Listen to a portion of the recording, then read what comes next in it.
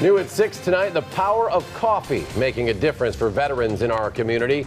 Too often our veterans fall through the cracks when it comes to family issues, alcohol and drug problems, and mental health difficulties after they return home from war. But a new organization is tackling those issues head on with a very unique approach using coffee. News 3's Marc Lovicott explains. On a busy street in Milwaukee's Lower East Side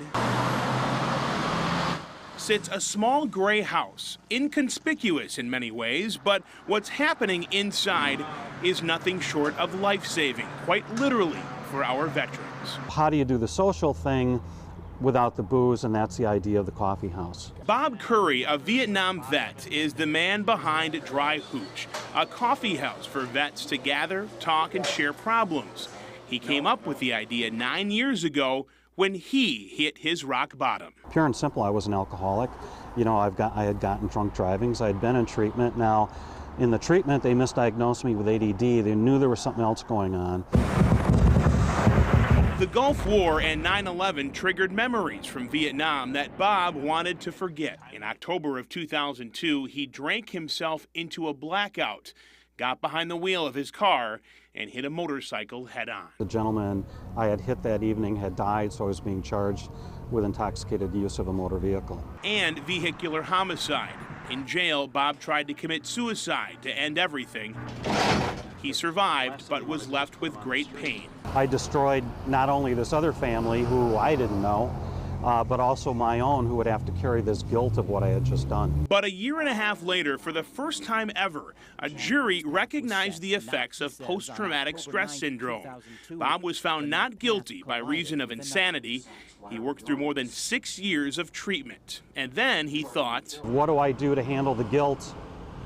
I can't redo what happened, but maybe I can do something so other people don't have to go down my path, and that's how Dry Hooch came about. Through Dry Hooch, Bob has made it his mission to help vets because he understands what they're going through.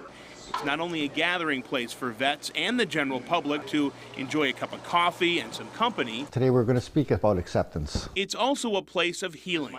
Veteran groups like this one meet daily to talk about family issues, alcohol and drugs, PTSD. Realizing that I'm human, I make mistakes. And it's a place that has changed Mike Brooks' life.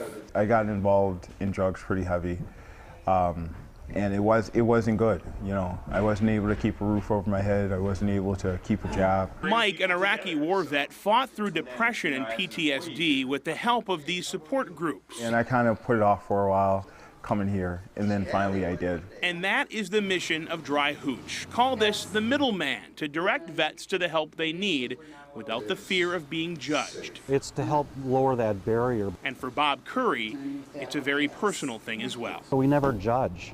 It's not about that. It's, okay, you're back home. How do we help you get back home the rest of the way?